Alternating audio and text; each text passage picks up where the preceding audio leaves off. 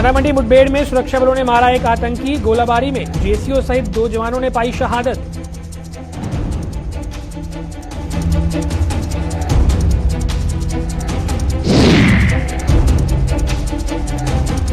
सरहद पर तैनात बीएसएफ के जवानों ने धूमधाम से मनाया रक्षाबंधन का त्योहार। महिलाओं ने रक्षा सूत्र बांधकर की लंबी उम्र की कामना।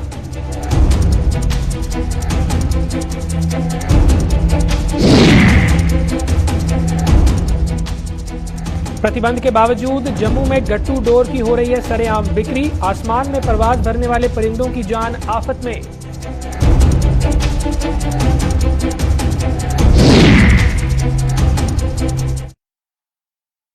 नमस्कार, गुलिस्तान न्यूज देख रहे हैं आप। मैं हूं आपके साथ हर्षवर्धन सिंह। तो आइए रुख करते हैं आज की खबरों का। जिला राजौरी के सीमांत थाना मंडी सेक्टर में सुरक्षा बलों और आतंकवादियों के बीच मुठभेड़ में सेना ने एक आतंकी को ढेर कर दिया है। हालांकि इस ऑपरेशन में सेना के जेसीओ समेत 2 जवान भी शहीद हुए हैं। मुठभेड़ अभी भी जारी है और नियंत्रण रेखा से सटे इन जंगलों में 2 से 3 आतंकियों के देखे जाने की सूचना है। फिलहाल आतंकवादियों को खत्म करने के प्रयास जारी हैं। दरअसल लोगों की सूचना के बाद पुलिस व सेना द्वारा थाना मंडी सेक्टर के करियोट क्लास इलाके में चलाए गए सर्च ऑपरेशन के दौरान आतंकवादियों ने सुरक्षा बलों को निशाना बनाते हुए गोलाबारी शुरू कर दी थी। इस दौरान सेना का एक जेसीओ और एक अन्य जवान घायल हो गए। आतंकवादियों की गोलाबारी का जवाब देने के साथ जवानों ने घायल दोनों जवानों को नजदीकी अस्पताल पहुंचाया, परंतु दोनों ने इलाज के दौरान जख्मों का ताब ना सहते हुए दम तोड़ दिया। अभी भी दोनों ओर से रुक रुक कर गोलाबारी का सिलसिला जारी है।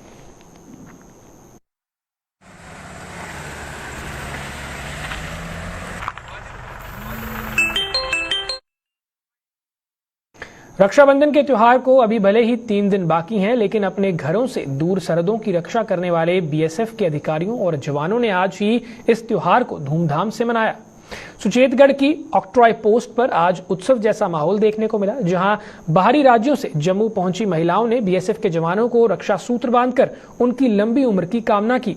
ये महिलाएं पूर्व मंत्री श्यामलाल चौधरी की अगुवाई में ऑक्ट्रॉय पोस्ट पहुंची और इन्होंने जवानों को घर की कमी महसूस नहीं होने दी। धन्यवाद। अभी सब लोगों को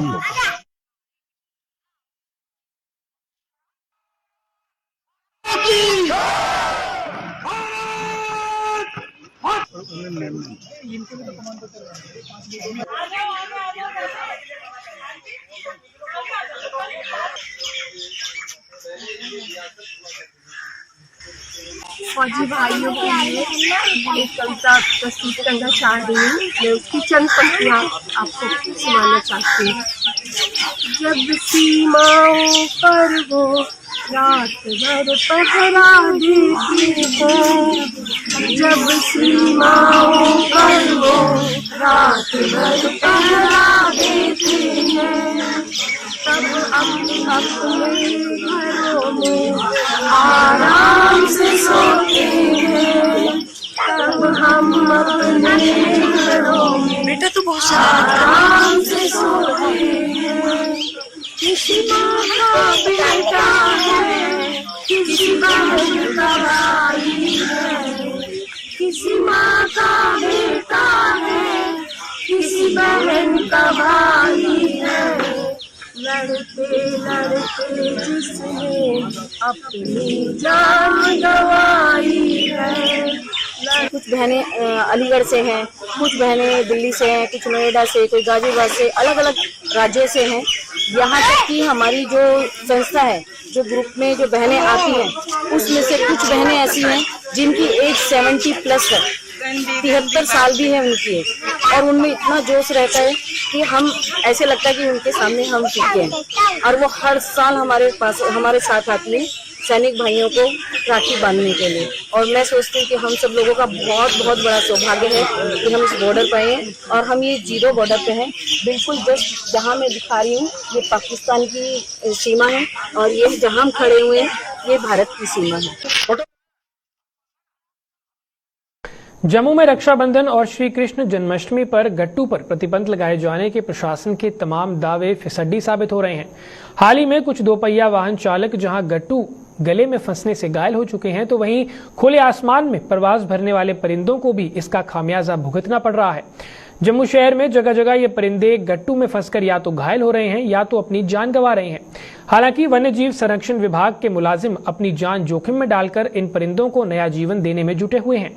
इसे विडंबना ही कहा जाएगा कि प्रशासन के दावों के बावजूद जम्मू में गट्टू की बिक्री की जा रही है, जिससे ये साफ हो गया है कि दुकानदार संबंधित विभाग के मुलाजिमों की मुट्ठी गर्म कर इस कार्य को अंजाम देने से बाज नहीं आ रहे हैं।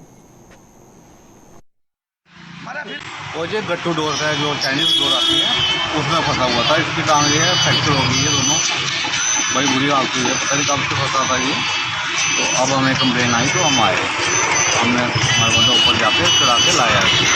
आज ये गट्टू डोर पे बिल्कुल बैन होना चाहिए, बिल्कुल गट्टू डोर का। जैसे रक्षाबंधन खत्म होगा चाहे रक्षाबंधन होगा, इसकी कंप्लेन हमें 100 के हिसाब से कंप्लेनें आती हैं हर साल रक्षाबंधन के बाद। कि ये गट्टू डोर जो टोटली बंद होनी है, बैन होनी चाहिए।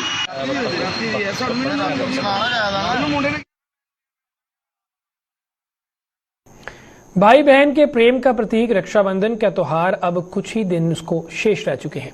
जम्मू में इस त्योहार को लेकर बाजार सजे हुए हैं, लेकिन दुकानदारों के मुताबिक पहले के मुकाबले में कारोबार नाम मात्र ही है। दुकानदारों का कहना है कि कोरोना संक्रमण को लेकर अभी भी लोगों में भय बराबर बना हुआ है और कम ही लोग बाजारों का रुख कर रहे हैं, जिस कारण बाजार मंदी के दौर से गुजर रहे हैं। दुकानदारों के मुताबिक जो भी बाजार में आ रहा है वो सरकार की SOPs का पालन करते हुए ही खरीदारी कर रहा है।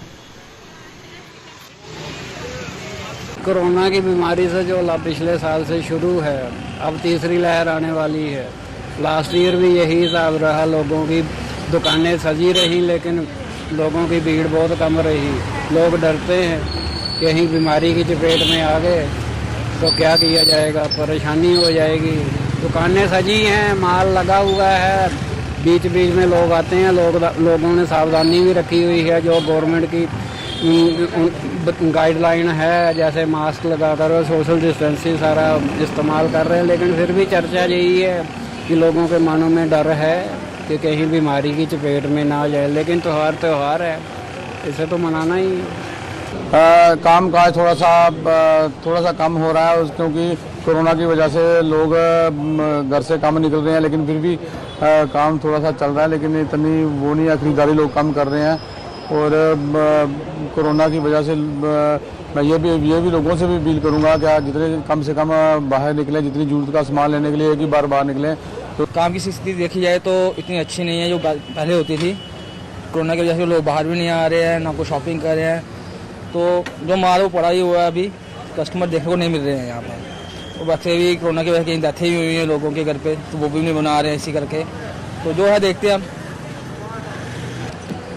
इस बार तो साल हो गया है कि मार्केट बहुत डाउन चल रही है। वो तो सबका काम नहीं है, किसी काम नहीं। पुरानी मंडी में इतना रश होता था, पकड़ने में इतना रश होता था, पैर रखने की जगह नहीं होती थी यहाँ पर, ऑटो तक बंद किए जाते थे, रोड सील की जाती थी एक तरफ से। इतना रश नहीं है मार्केट में देखने के लिए। कस्टमर कोई भी नहीं है, खाली आते हैं, जिनको जरूरत है वो लेते हैं, थोड़ी वाकई सही है। मुगल रोड पर आज पेश आए सड़क हादसे में 4 लोग घायल हो गए। घायलों में 2 बच्चे और 2 महिलाएं शामिल हैं। ये चारों एक इको कार में सवार थे जो हादसे का शिकार हो गई। इस हादसे की सूचना मिलते ही बेहरगाम माला पुलिस चौकी की टीम मौके पर पहुंची और इन सभी को स्थानीय PHC में प्राथमिक उपचार देने के बाद सुरनकोट अस्पताल शिफ्ट कर दिया गया। 2 लेडीज है और 2 बच्चे, टोटल 4। एम्बुलेंस ड्राइवर जो है उसकी मदर की जो है वो सीरियस थी, तो उसको अचानक श्रीनगर जाना पड़ा। तो उस सिलसिले में हमने PHC बखलियात की एम्बुलेंस को हमने कहा, मतलब रिटेन रखा था कि जब भी कोई अगर हादसा होता है तो आप मूव कराएं। फर्स्ट एड जो है वो PHC चंडीगढ़ में दी गई। जबीर फार्मासिस्ट जो है वहाँ मौजूद था ड्यूटी पर, उसे फर्स्ट एड देके पेशेंट को रेफर कराया। वहाँ चौकी अफसर की एक मतलब गाड़ी खड़ी थी। चौकी अफसर की बात जब BMO साहब के साथ हुई तो BMO साहब उन्होंने कहा कि हमने पेशेंट शिफ्ट किए हैं। जो ही बखलिया से जो है एम्बुलेंस जो है वो शिफ्ट हुई, और तब तक जो है गाड़ी जो है पुलिस का जुंगा जो है वो पेशेंट को लेकर SDS सुरनकोट में पहुंचा। ड्राइवर को ये कह रहे हैं कि ड्राइवर को की है, लेकिन ड्राइवर जो है उसको रात को निकलना पड़ा कि उसकी पेशेंट माँ की पेशेंट जो सेहत है वो खराब थी काफी, तो उसको निकलना पड़ा। वहाँ स्टाफ जो है ड्यूटी पर है, वहाँ फार्मासिस्ट जबीर फार्मासिस्ट जो है उसने पेशेंट को डील किया, डील करके उसने सब डिस्ट्रिक्ट हॉस्पिटल में भेजा। सरकार द्वारा ग्रामीण हलकों में विकास के बड़े बड़े दावे किए जा रहे हैं, लेकिन सरकार के इन दावों की पोल खोल रहे हैं जम्मू कश्मीर केंद्र शासित प्रदेश के जिला उधमपुर के चुनैनी ब्लॉक के 3 गांव जिग, चाज और मानछड़ के लोग। इन लोगों का आरोप है कि आजादी के 74 वर्ष बीत जाने के बाद भी उन्हें नदी पार करने के लिए सरकार ने एक पुल तक मुहैया नहीं कराया है। क्या कहना है इन गांव के लोगों का, इस पर पेश है एक रिपोर्ट।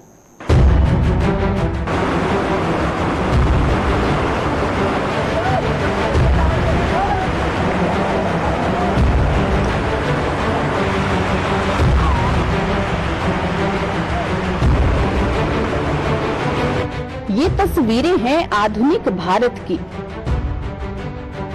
जहां सरकार एक और डिजिटल इंडिया की बात करती है तो वहीं जम्मू कश्मीर केंद्र शासित प्रदेश के जिला उधमपुर के चिनानी ब्लॉक के गांव जिग, चाज और गांशड़ के लोगों को इसी तरह जान जोखिम में डालकर तवी नदी को पार करना पड़ता है।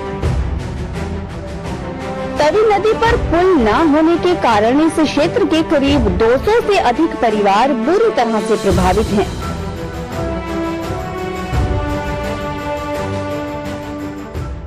कि ये जो तवी दरिया है, जहाँ ब्रिज की परेशानी है, यहाँ ब्रिज नहीं है, तो हमने पहले भी एमएलए साहब को भी बताया इसके बारे में, किसी ने हमारे ये बात नहीं सुनी। ग्रामीणों के मुताबिक पुल न होने के चलते लकड़ी के बनाए गए इस पुल के माध्यम से नदी को पार करते हुए कई लोग हादसे का शिकार हो चुके हैं, जिनमें से 4 लोग अपनी जान भी गंवा चुके हैं। लेकिन इसके बाद भी किसी ने यहाँ स्थायी पुल का निर्माण नहीं किया। इधर पहले बहुत हादसे हुए हैं, 3-4 लोग जो अपनी जान गंवा चुके हैं।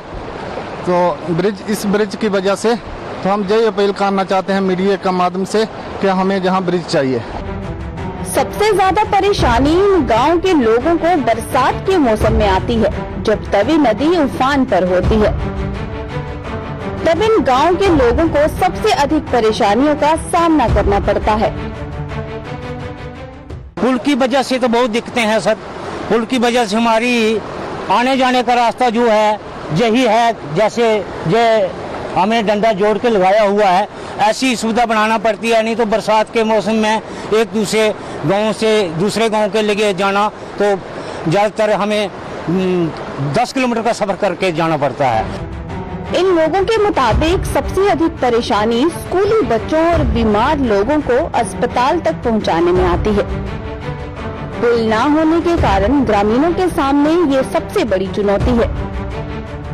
जैसे गर्मियों में बरसात आती है तो दरिया में पानी बहुत ज़्यादा होता है, तो हमें इसलिए ब्रिज की बहुत परेशानी है। यहाँ पर ब्रिज होना चाहिए। ब्रिज की ना होने की वजह से यहाँ के छोटे छोटे बच्चे जो स्कूल जाते हैं उनको भी प्रॉब्लम है। अगर कोई औरत बीमार हो जाती है, कोई डिलीवरी केस होता है तो उसको भी परेशानी रहती है। अगर नाला हो तो हम रोड पार जाने की बहुत परेशानी आती है, तो कई बार मौत का घाट भी उतरना पड़ता है। स्थानीय लोगों का आरोप है कि चुनाव के समय विभिन्न पार्टियों के नेताओं द्वारा उनसे वादे तो बहुत किए जाते हैं, लेकिन चुनाव के बाद उन्हें कोई नजर नहीं आता। जब लोग वोट मांगने आते हैं, बहुत बड़ी बड़ी बातें करते हैं, बहुत बड़े बड़े बातें करते हैं, लेकिन हमें ऐसा कुछ नहीं मिला। जब वोट मांगने आते हैं फिर वो अपनी शक्ल भी नहीं जहाँ दिखाते हैं। आजादी के 74 वर्ष बीत जाने के बाद लोग सड़क और पुल जैसी मूलभूत सुविधाओं से वंचित हैं। जब तक देश के ग्रामीण क्षेत्र सड़क संपर्क से नहीं जुड़ते, तब तक डिजिटल इंडिया का सपना पूरा होना असंभव है। उधमपुर से किशोर शर्मा के साथ अश्विनी चंदेल की रिपोर्ट।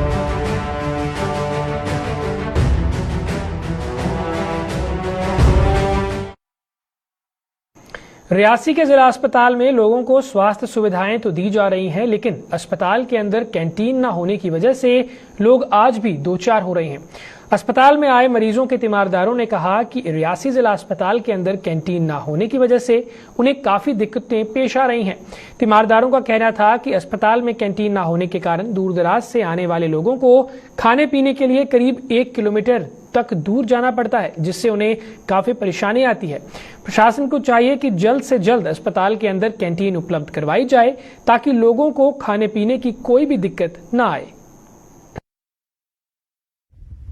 देखिए, यहाँ पे बड़ी दूर दूर से लोग आते हैं, ऊपर मोहर वाली साइड पहाड़ी एरिया सभी, तो लोग यहाँ आके उनको कुछ खाने को मिल जाए, जहाँ पानी कैंटीन पानी जूस जास मिल जाए, इसलिए कैंटीन की होना जरूरी है। मैं समझता हूँ थोड़ा सा गवर्नमेंट को देखना चाहिए, एडमिनिस्ट्रेशन को देखना चाहिए कि दूर दूर से लोग आ रहे हैं, उनको खाने पीने का थोड़ा ध्यान देना चाहिए। इस जिला हॉस्पिटल रियासी में कैंटीन नहीं होने के कारण जो भी बीमारों के साथ तमीरदार आते हैं तो उनको खाने पीने की काफ़ी दिक्कत होती है। ऊपर से शाम को जैसे कि अभी लॉकडाउन हो जाता है तो कोई 7 बजे के बाद आता है, जैसे उसको कहीं खाना मिलता है, कभी नहीं मिलता है, तो यहाँ दुकानें सारी बंद रहती हैं, वो कभी इधर भटकते हैं खाने के लिए, उधर भटकते हैं, तो जिस वजह से लोगों को काफ़ी परेशानी होती है। तो मैं एडमिनिस्ट्रेशन से और अपना हॉस्पिटल प्रशासन से यही मांग रखता हूं कि ये जल्द से जल्द हॉस्पिटल के अंदर एक कैंटीन की सुविधा उपलब्ध करवाएं। मेरा नाम अमन शर्मा है और मैं डिस्ट्रिक्ट रियासी में रहता हूँ। इतना बड़ा हॉस्पिटल बना हुआ है, इधर सुविधा सारी हैं, मेडिकल स्टाफ भी सुविधा सफिशिएंट, सारा अच्छा स्टाफ है, पर एक सब बड़ी सुविधा जहाँ परेशानी आती है लोगों को, लोग बड़ी दूर दूर से आते हैं, मोर अनाज पौनी की साइड बमा की साइड से, पर उनको इधर कैंटीन ही दिखती है।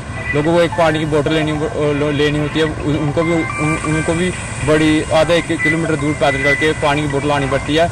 मेरी एडमिनिस्ट्रेशन से यही डिमांड है कि इधर जल्दी से जल्दी कैंटीन खुलनी चाहिए।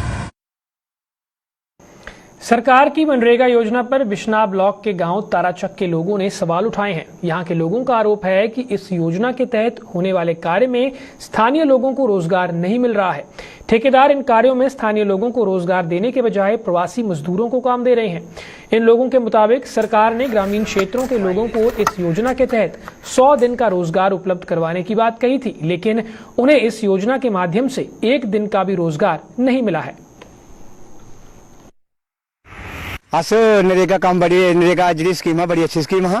लोग माड़े मोटे जो कम काज कर रहे हैं, जो उनका मतलब कोरोना लगे दा है और उनकी नरेगा शरेगा सब बंद ने, कम काज सब बंद है, किसानी की बहुत बुरी हालत है। चलो इन्हें थोड़ा बहुत कम होंगे, मैं चाहना कि जो नरेगा या कम जो है शुरू किया जाए और इन्हें ये लाया जाए, क्योंकि आखते हैं कि 100 दिन का रोजगार है, लेकिन 100 दिन का रोजगार इन लोगों को नहीं मिला। हाँ, अजकल जिन्ना भी काम है सारा के पंचायत में जिन्ना भी आ सब टेंडर कितने आए ना, और टेंडर करिए जो काम काज ना ये सब ठेकेदार ले जाते हैं, और जो ठेकेदार ना ये बाहर के काम जो भेजे से दूआ से करा देना, और ग्राम की हालत जी खराब है लेबर की। हूँ अस चाहते हैं कि जो काम टेंडर होंगे ना एक पंचायत में कम रहो, चाहे नरेगा सेगा जो भी काम जिन्हें भी सब लोकल बंदे कराने चाहिए।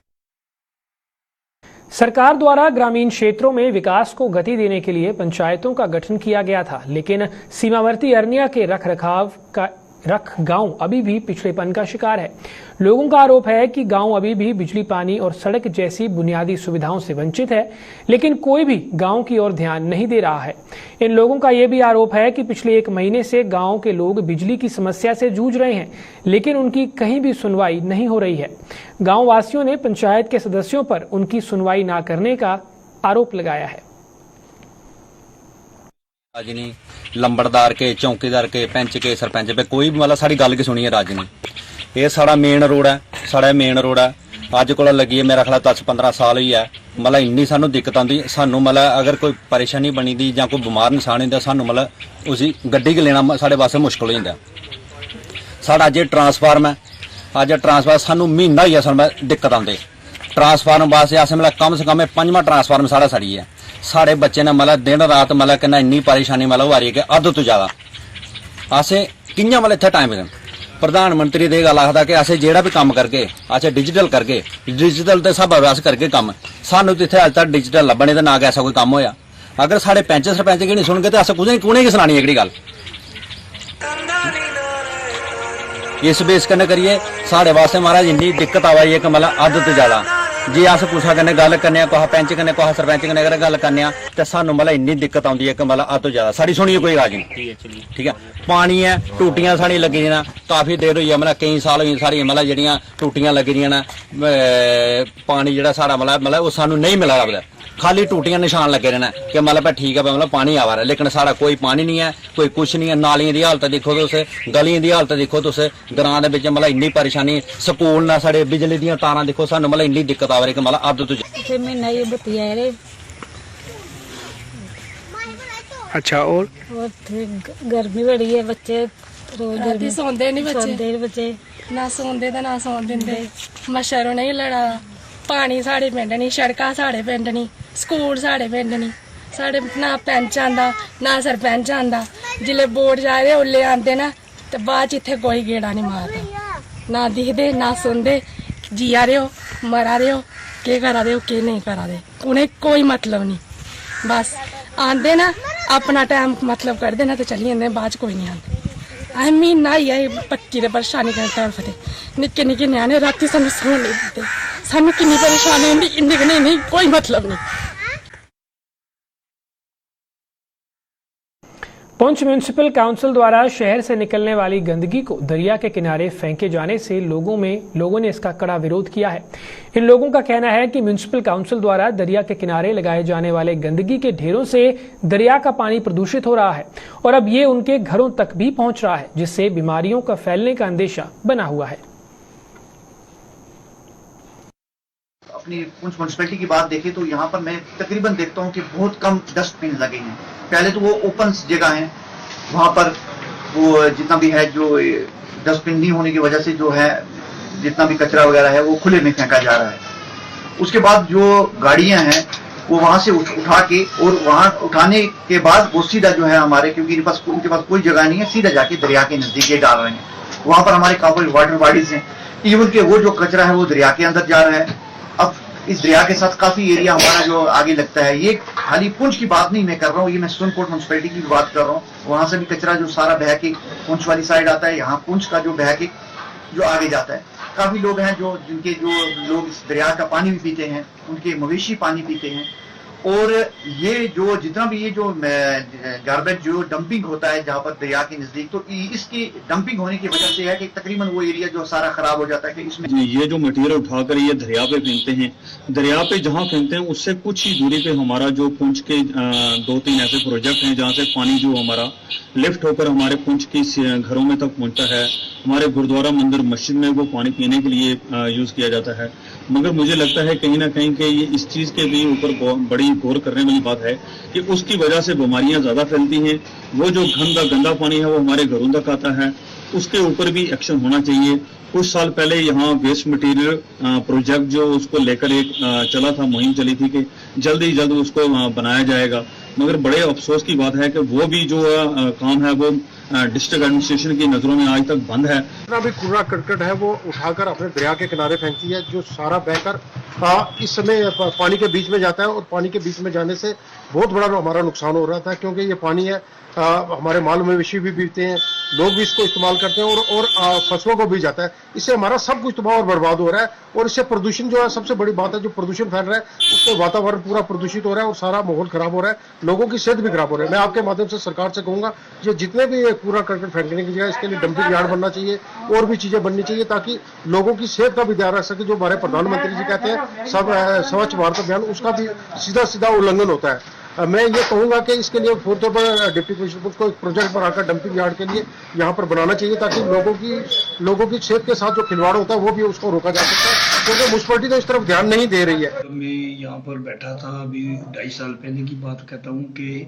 सबसे पहले मेरा ये प्रोजेक्ट था कि सॉलिड वेस्ट मैनेजमेंट का मैंने प्रोसेस करके, यादव साहब थे, राहुल यादव, उनकी एफर्ट से, उनकी मदद से ये मैंने सिलेक्ट करवाई है जगह, कसलिया में जगह सिलेक्ट हुई है, हमें पोजीशन ट्रांसफर भी हो गया है। अब वहां का मैंने टेंडर भी लगवा दिया, फेंसिंग का टेंडर लगवाया और रोड का टेंडर लगाया, मेरे ख्याल 13-14 लाख रुपए का टेंडर लगाया।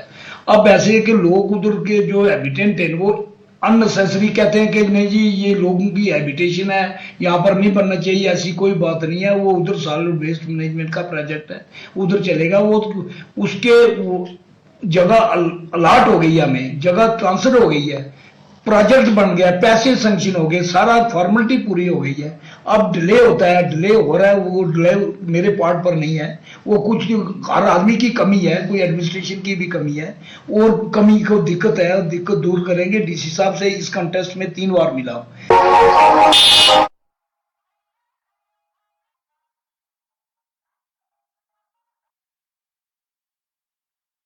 फिलहाल के लिए इतना ही, मुझे दीजिए इजाजत। नमस्कार।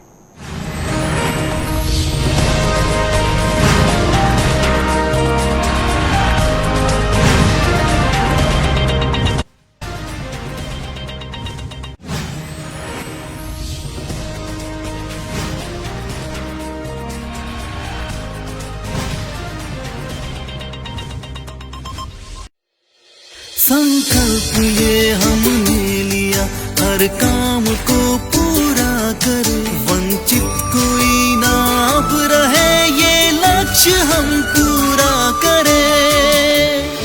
संकल्प है, संकल्प है, संकल्प है। ना अब कोई पिछड़ा रहे, ना अब कोई लाचार हो, हर वर्ग का उत्थान हो, सबको